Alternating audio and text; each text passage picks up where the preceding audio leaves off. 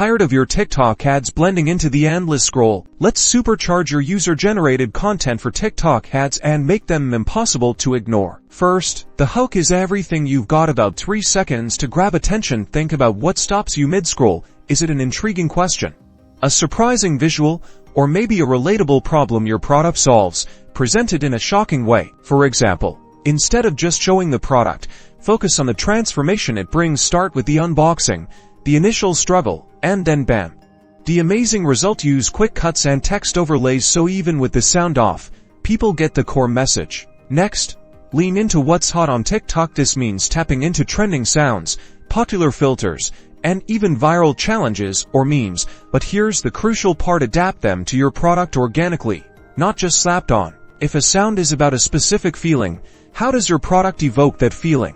If a challenge is about speed, can you demonstrate your product's efficiency through it? Authenticity here is key. Don't force it. Speaking of authenticity, real people are your superpower. Ditch the overly polished, corporate feel. Your audience wants to see your product used by someone like them. Encourage your users to share their genuine experiences.